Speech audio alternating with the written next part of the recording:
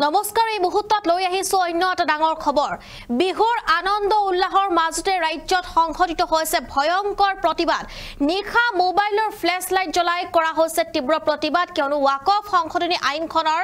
বিৰোধিতাৰে এবাৰ পুনৰ আমছুৱে কপাই তুলিছে ৰাজ্যৰ আমছুৰ এবাৰ হুংকাৰ যে এই আইন কোনো পধ্যে মানি লোৱা নহব আৰু নিখাৰ ভাগতে আমছুৱে হাতে হাতে ফ্ল্যাশ লাইট জ্বলাই তেওঁলোকে প্ৰতিবাদ সাব্যস্ত কৰিছে এফালে যদি বিহুৰ আনন্দ উল্লাহ আৰু আনফালে দেখিবলৈ পোৱা গৈছে এনেদৰে ভয়ংকৰ প্ৰতিবাদ লগতে হুংকাৰ দিয়া হৈছে আমছুৰ তৰফৰ পৰা হুংকাৰ দিয়া হৈছে সবিশেষ লৈ আহিছো এই মুহূৰ্তত আৰু নিখা ভয়ংকৰ প্ৰতিবাদ দেখিবলৈ পোৱা গৈছে 23 এপ্ৰিলত সাব্যস্ত কৰা হ'ব পুনৰ প্ৰতিবাদ উত্তাল প্ৰতিবাদ পুনৰ সাব্যস্ত কৰা হ'ব 23 এপ্ৰিলত ওয়াকফ আইন বাতিল নকৰালৈকে মুছলমানে কৰি যাব প্ৰতিবাদ এবাৰ আমছুৰ এক ভয়ংকৰ হুংকাৰ মুখ্যমন্ত্ৰীৰ বিৰুদ্ধে গৰজি উঠিছে আমছু মুখ্যমন্ত্ৰী গৰাকীৰ বিৰুদ্ধে এবাৰ গৰজি উঠিছে আমছু আৰু কেইবাটাও তেওঁলোকে মন্তব্য প্ৰকাশ কৰিছে 23 এপ্ৰিলত সাব্যস্ত কৰা হ'ব উত্তাল প্ৰতিবাদ 23 এপ্ৰিলত ভয়ংকৰ প্ৰতিবাদ সাব্যস্ত কৰা হ'ব আমছুৱে প্ৰতিবাদ সাব্যস্ত কৰিব ওয়াকফ আইন বাতিল নকৰালৈকে মুছলমানে কৰি যাব তীব্ৰ প্ৰতিবাদ কৰা হ'ব আৰু মুখ্যমন্ত্ৰী গৰাকীৰ এয়া যেটো মুখ্যমন্ত্ৰী গৰাকীক যেটো এবাৰ এনেদৰে দিয়া হৈছে হুংকাৰ আৰু আমছুৱে এনেদৰে হুংকাৰ দিছে মোবাইল হাতত লৈ পিনে তেওঁলোকে ফ্ল্যাশ লাইট জ্বলাই প্ৰতিবাদ সাব্যস্ত কৰিছে আমি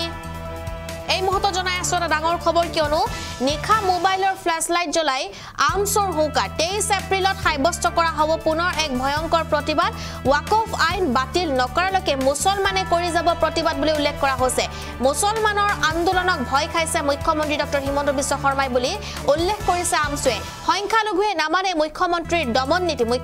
দমন নীতি সংখ্যালঘুৱে নামানে বুলি আমছুৰ এয়া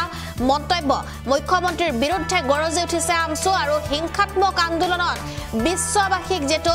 বিশ্বাসী নহয় বুলি অসমৰ মুছলমানে বিশ্বাসী নহয় বুলি তেওঁ উল্লেখ কৰিছে উত্তেজনাৰ সৃষ্টি কৰি মানুহৰ মাজত বিভাজন আনিব বিচাৰিছে মুখ্যমন্ত্ৰী গৰাকীৰ বিৰুদ্ধে এনেদৰে সমালোচনাক মন্তব্য কৰিছে আমছুৱে আৰু আমছুৱে যেটো নিখাৰ ভাগতে বিহুৰ আনন্দ উল্লাহৰ মাজতে পুনৰ এক প্ৰতিবাদ সাব্যস্ত কৰিছে নিখা তেওঁলোকে হাতে হাতে মোবাইলৰ ফ্ল্যাশ লাইট জ্বলাই প্ৰতিবাদ সাব্যস্ত কৰিছে 23 এপ্ৰিলত আৰু পুনৰ এবাৰ প্ৰতিবাদ সাব্যস্ত কৰা হ'ব আৰু উত্তাল কৰি তোলা হ'ব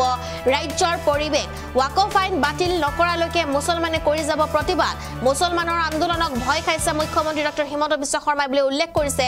আমছুৱে হাতে হাতে ফ্ল্যাশ লাইট জ্বলাই তেওঁলোকে প্ৰতিবাদ সাব্যস্ত কৰিছে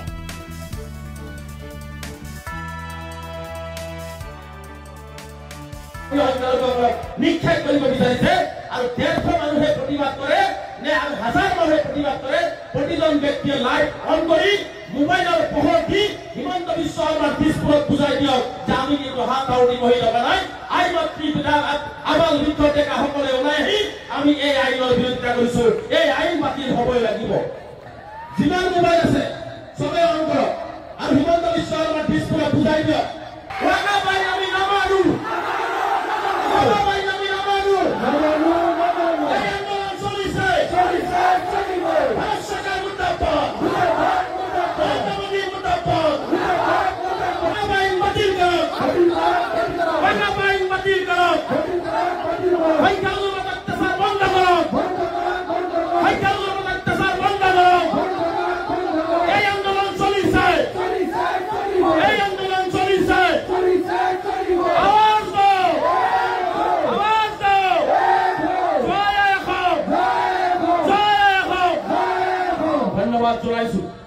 আমি মুখ্যমন্ত্ৰী হিমন্ত বিশ্ব শৰ্মা ডাঙৰীয়াৰ দুৰ্বল চৰ্চক আমি জনাই দিব বিচাৰিছো আপুনি আজি জনাই দিয়ক যে বাক্সা জিলাত প্ৰতিবাদ হৈছে আৰু এই মাহতে বৰপেটা জিলাতো বৃহৎ গণসমাৱেশৰ আয়োজন কৰা হৈছে আৰু বাক্সাৰ পৰা হাজাৰ হাজাৰ সংখ্যালঘু আহিছে আবাল বৃদ্ধ ডেকা গাভৰু আইমাতৃসকলে নিজৰ গাঁঠিৰ ধন ভাঙি হলেও বৰপেটাৰ সেই জনসমাৱেশত আপোনালোকে উপস্থিত হয় অসম চৰকাৰৰ বিৰুদ্ধে প্ৰতিবাদ সাব্যস্ত কৰিবনে নাই অহা 23 তাৰিখ অসমৰ সংখ্যালঘু জনগণৰ ওয়াকফ আইন বাতিল কৰা অসমৰ উচ্চশিক্ষিত পৰিয়ালক সংস্থাপন দিয়া মেডিকেলৰ সিট কাটি লৈছে এইটো বাহাল ৰখা বসুন্ধৰা 234 মুছলমানৰ নাম অন্তৰ্ভুক্তি কৰা সংখ্যালঘুসকলক ভূমিৰ পাট্টা প্ৰদান কৰাৰ দাবীৰে 23 তাৰিখ বৰপেটাত বৃহৎ জনসমাৱেশৰ আয়োজন কৰা হৈছে আৰু এই জনসমাৱেশত আপোনালোকে অংশগ্ৰহণ কৰিব বুলি মই আশা ৰাখিছোঁ। কৰিবনে নাই? কৰিবনে নাই? জাতিবৰ সংকটত আন্দোলন নকৰিলে কিন্তু সমস্যাৰ সমাধান নহয়। আজি হিমন্ত বিশ্ব শৰ্মা ডাঙৰীয়াই কৈছে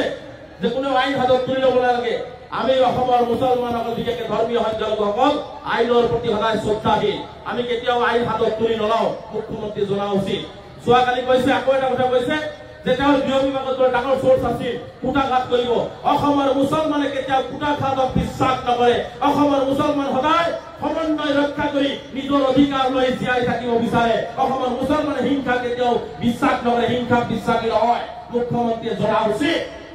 মুখ্যমন্ত্ৰী এইবোৰ কৈ দিল্লীত ভাল লগাবৰ কাৰণে ডাঙৰ ডাঙৰ কথা তেওঁৰ বক্তব্যত চাব, কেতিয়াবা হিন্দীত মাৰিব, কেতিয়াবা ইংৰাজীত মাৰিব। কাৰণ তেওঁ কিছুমান কথা অকুৱাই টুকাই মিছা কথা ক'ব আৰু সেইবোৰ কথা যাতে দিল্লীয়ে পায় তাৰ কাৰণে তেওঁ দুই ধৰণৰ ভাষণ দিয়ে, অসমীয়াত দিয়ে বেলেগ, হিন্দী আৰু ইংৰাজীত দিয়ে তেওঁ বেলেগকে। গতিকে বৰ চতুৰ মুখ্যমন্ত্ৰী, গতিকে এই কথাবিলাক আপোনালোকে অনুধাৱন কৰিব।